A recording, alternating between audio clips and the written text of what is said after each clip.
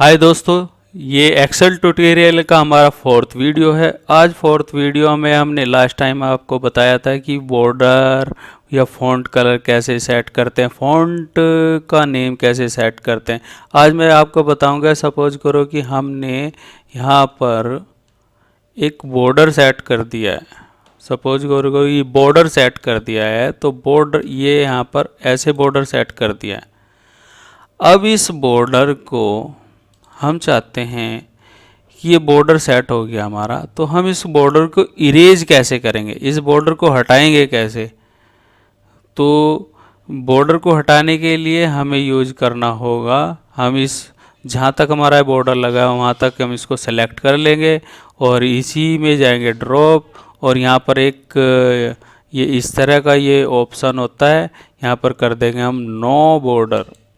तो no border करने के बाद में हमारा ये बॉर्डर हट जाएगा। ठीक है। और दोस्तों जैसे कि हम इसको बोल्ड किया, इटैलिक किया, अंडरलाइन किया, ये सब कुछ कर लिया, और हमने यहाँ पर इसमें कोई इसका बैकग्राउंड भी कलर चेंज कर दिया, और हमने इसका फ़ॉन्ट कलर भी ये चेंज कर दिया। हमने बहुत ये सारी चीज़ें चेंज कर दी है। अब हम चाहते हैं कि हम इसको, मैंने एक नाम लिखा यहाँ पर, या नाम लिखा या इस वाली सेल पे ये सेम जो मैंने फॉर्मेटिंग की है, इसको बोलते हैं फॉर्मेटिंग। इसको फॉर्मेटिंग भी बोलते हैं कि मल्टीपल फॉन्ट भी करा, बोल्ड भी करा, साइज़ भी बढ़ाया, सब कुछ करा। जैसे मैं इसको साइज़ भी बढ़ा देता हूँ, जैसे मैं इसका साइज़ भी बढ़ा देता हूँ, तो मैंने इसका साइज़ भी बढ़ा दिया है। ठीक है। तो मैं ये चाहता हूँ कि मुझे ना दोबारा से काम ना करना पड़े। ये एज ए मैं चाहता हूँ कि ये जैसे ये इस पे हो रखा है, तो ये इस पे भी अप्लाई हो जाए। ऐसे ही मुझे दोबारा से फॉन्ट या कलर वलर इस तरह का वो नहीं चाहिए। तो वो कैसे होगा? मैं इसको क्या करूँगा, सेलेक्ट करूँगा।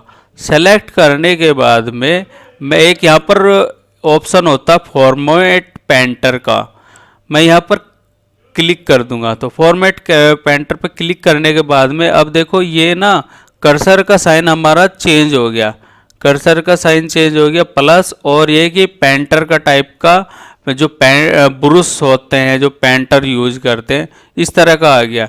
तो ये कर्सर अपने साथ जो ये हमने सेलेक्ट करा था वो इसका एक फॉर्मेट लेके अपने साथ लेके आया है। अब जहाँ तक भी हम इसे सेलेक्ट करना, जिस पे भी अप्लाई करना है उस पे जाके क्लिक कर देना है। जैसे मैं इस पे अप्लाई करना चाहता हूँ तो मैं इस पे जाके क्लिक कर दूंगा। तब देखो ये हमारा वन टाइम में हो गया। ठीक है।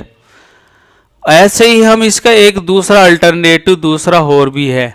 यहाँ पर हम जैसे हमने ये सारा सब कुछ किया है, तो हम इसको ऑल्ट F4 की भी होती है, उसके थ्रू भी यूज कर सकते हैं। जो हमने रिसेंटली कुछ भी चेंजेस किए हैं, कुछ भी करा है, तो उसको किसी दूसरे उस पर अप्लाई करना है सेम चीज़ें, तो उसमें हम कीबोर्ड से F4 भी प्रेस करेंगे तो तब भी आ जाता है। पर ये इस टाइम नहीं आ रहा है, तो ये फॉर्मेट पेंटर के ही थ्रू आएगा। सपोज करो कि अब हमने ये वाला पार्ट सिर्फ एक सेल पे ही किया है, हम चाहते हैं कि मल्टीपल सेल पे भी हो जाए। तो हम क्या करेंगे, यहाँ पर क्लिक करेंगे। क्लिक करने के बाद में हमें जहाँ तक अप्लाई करना है वहाँ तक क्या है कि माउस का जो लेफ्ट बटन है उसको प्रेस करना है और उसको नीचे तक सेलेक्ट कर लेना है। जैसे मैंने सेलेक्ट करना आपको बताया था कि माउस का जो लेफ्ट बटन है उसको प्रेस करके रखना है, और जहाँ तक सेलेक्ट करना है वहाँ तक सेलेक्ट कर लो। सेलेक्ट करने के बाद में फिर उस लेफ्ट बटन को इरेज कर दो, मतलब इरेज क्या, उसे छोड़ दो। छोड़ते ही हमारे पास ये फॉर्मेटिंग वन टाइम में ही मल्टीपल सेल्स या मल्टीपल रेंज पे लग जाएगी। जैसे अब मैंने इसको यहाँ पर किया, मैं चाहता हूँ कि यहाँ से यहाँ तक कहीं पर भी हो जाए। अब जैसे ये मैंने यहाँ तक ये रेंज सेलेक्ट कर ली और ये मैंने इसको छोड़ दिया, तो ये यहाँ तक अप्लाई हो गया। अब देखो, अब मैं आपको दिखाना चाहता हूँ कि एक और पॉइंट वाली बात है। मैं यहाँ पर कहीं पर भी क्लिक करता हूँ तो ये हमें कुछ चीज़ें बताएगा। जैसे कि अब मैंने यहाँ पर क्लिक कर रखा है तो यहाँ पर ये बता रहा है कि इसका 12 साइज है और फ़ॉन्ट नेम क्या है, कैलिबरी है। और ठीक है, ऐसे ही मैं यहाँ पर क्लिक करता हूँ तो अब ये बताएगा ये बोल्ड किया हुआ है, इटैलिक किया हुआ है, अंडरलाइन किया हुआ है, फ़ॉन्ट साइज ये है, फ़ॉन्ट नेम ये है। ठीक है ना, तो ये सारी इंफॉर्मेशन भी जहाँ पर जिस सेल पे क्लिक करोगे या रेंज पे क्लिक करोगे तो ये उसका सारी चीज़ें इंफॉर्मेशन भी बता देगा आपको। तो अब देखो यहाँ पर मैं कहीं यहाँ पर ब्लैंक पे सेलेक्ट करता हूँ तो ब्लैंक पे क्या है कि इसका बाय डिफ़ॉल्ट जो साइज है, बाय डिफ़ॉल्ट जो है ये कैलिबरी हो रखा है और यहाँ पर ये साइज 12 हो रखा है। और कलर जो इसके बैकग्राउंड हमने कलर कोई देना नहीं है, ये तो ये ना बोल्ड है, ना इटैलिक है, ना अंडरलाइन है। सपोज करो कि हमारे पास ये बोल्ड हो रखा है, इटैलिक भी हो रखा है, अंडरलाइन भी हो रखा है। हम चाहते हैं कि इसे बोल्ड से हटाना है तो यहाँ ही बोल्ड पर ही जाके क्लिक कर देंगे तो ये बोल्ड से हट जाएगा। इसी पे जाके हम क्लिक कर देंगे। अब देखो ये बोल्ड से हट गया। अब हम चाहते हैं कि ये इटैलिक हो रखा है, हम चाहते हैं कि इटैलिक से हटाना है तो हम इसे इटैलिक से भी हटा देंगे। अब देखो ये इटैलिक से भी हट गया। अब इसमें एक अंडरलाइन है, हम इसको अंडरलाइन भी नहीं चाहिए तो यहीं पर ही हम जाके क्लिक कर देंगे तो अंडरलाइन भी हट जाएगा। ठीक है, अब यहाँ पर हम इसका फ़ॉन्ट नेम दूसरा कोई और लेना चाहते हैं, यहाँ पर हम टाइप भी कर सकते हैं। सपोज करो कि आपको याद हो किसी फ़ॉन्ट का नेम तो वहाँ टाइप भी कर सकते हैं। जैसे हम यहाँ टाइप करते हैं कैलिबरी, तो हम यहाँ पर टाइप करेंगे कैलिबरी तो ये आ जाएगा। अब देखो ये कैलिबरी हो गया। यहाँ से हम इसका साइज 12 कर लेते हैं तो अब देखो ये सब कुछ हो जाएगा। यहाँ पर भी वन टाइम में सपोज करो कि एक रेंज है, रेंज पे लगा हुआ है सब कुछ, तो ऐसे कर सकते हैं। या इटैलिक भी हटा सकते हैं, अंडरलाइन भी हटा सकते हैं, या फ़ॉन्ट साइज भी चेंज कर सकते हैं। सारी चीज़ें एक सेल पे भी हो सकती है और मल्टीपल रेंज पे भी हो सकती है। ठीक है दोस्तों, अब मैं आपको एक दूसरी चीज़ें सिखाऊंगा कि जैसे हमारे पास मैं यहाँ पर देख लेते हैं। मैंने यहाँ पर एक सेल में टाइप किया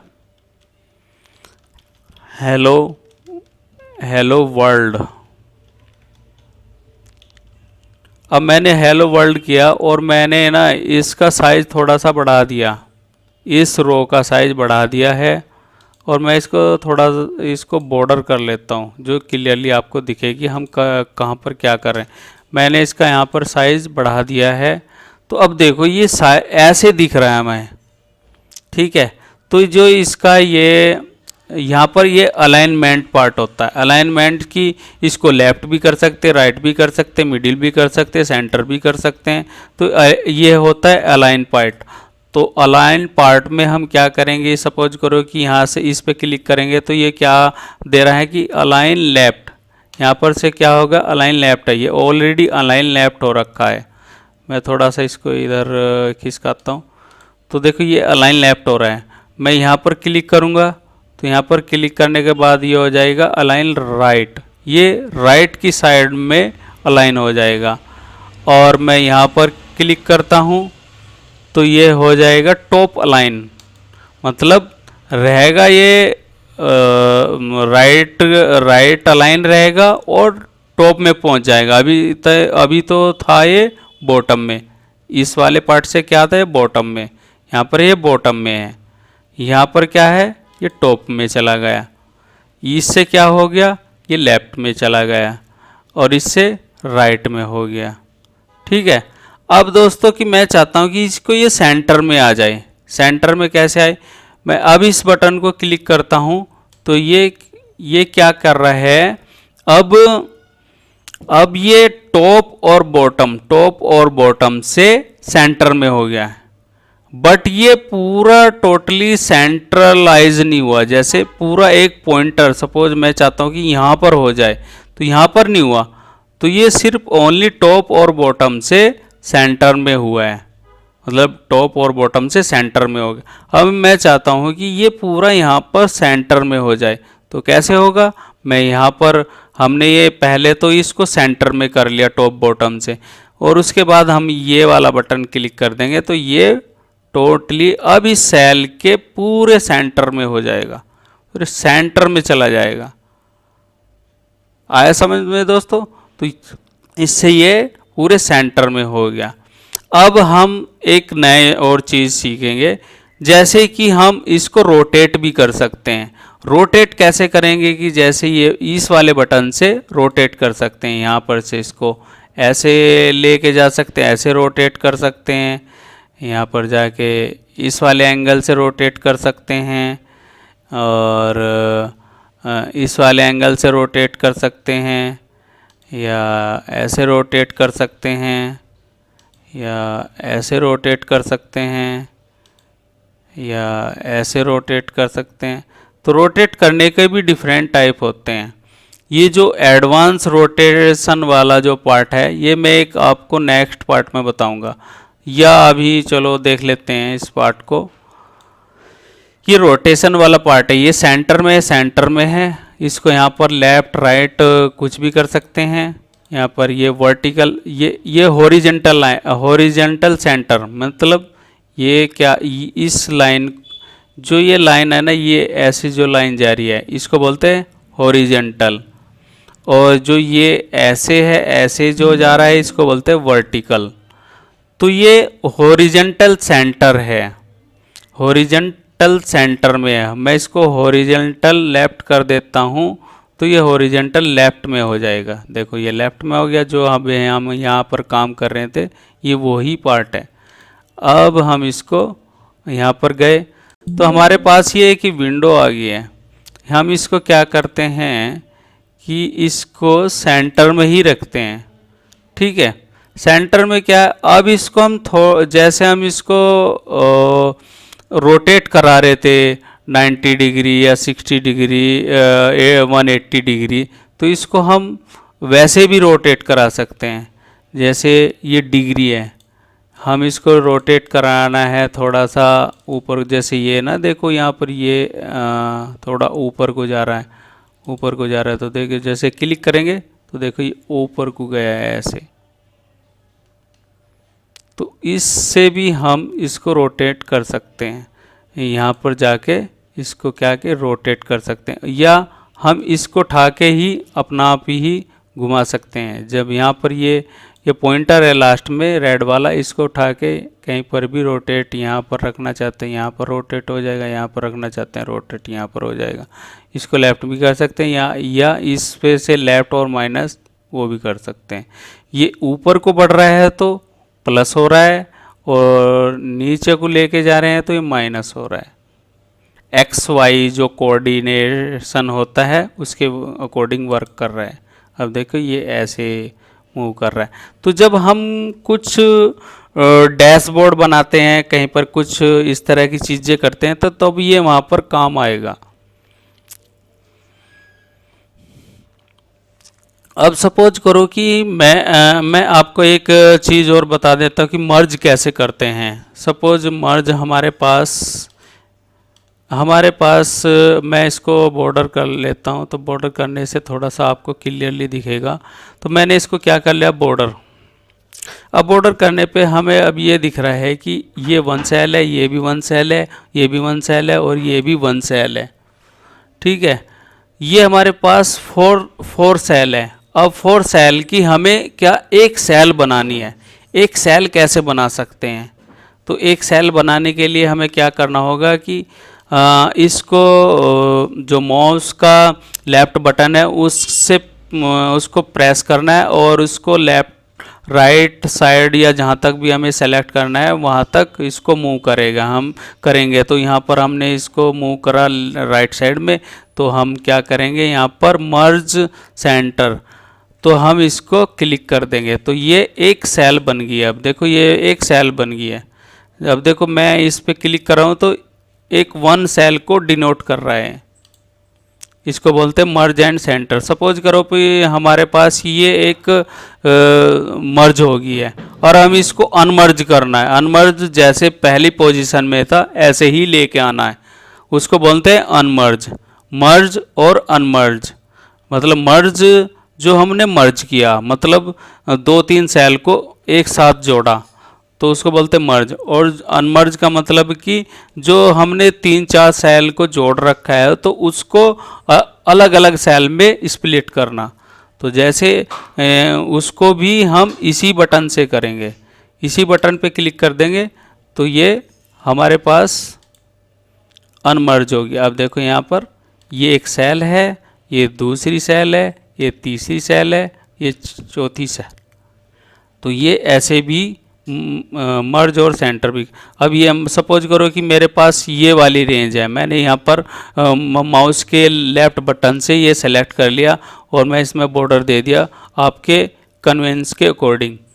तो मैंने यहाँ पर ये दे दिया तो और मैं चाहता हूँ ये जो सारी रेंज है ये सारी मर्ज हो जाए, एक सेल बन जाए एक इसकी। तो मैं यहाँ पर जाऊँगा, सेल कर दिया तो अब देखो ये एक सेल बन गया, एक सेल को डिनोट कर रहा है इस टाइम। ये यहाँ पर क्लिक करूँगे कहीं आउटसाइड तो यहाँ पर ये देखो एक सेल बन गई है। और इसी को दोबारा फॉर्म में लेकर आने के लिए अब देखते हैं यहाँ पर ये इसको अनमर्ज करना है तो यहाँ पर क्लिक करेंगे तो ये अनमर्ज हो गया। अब देखो ये सेल अलग है, ये सेल अलग है, ये सेल अलग है, ये अलग है, ये अलग है, ये अलग है, ये अलग है। तो ये अलाइनमेंट वाला पार्ट है। तो थैंक यू, आज के लिए बस इतना ही। और हमारी वीडियो को देखते रहिएगा और हमारा जो सब्सक्राइबर वाला जो बटन है और घंटी वाला बटन है उसको दबा दीजिएगा, जिससे आप हमारी जो आने वाली वीडियो है उसको सबसे पहले देख लें। Thank you all.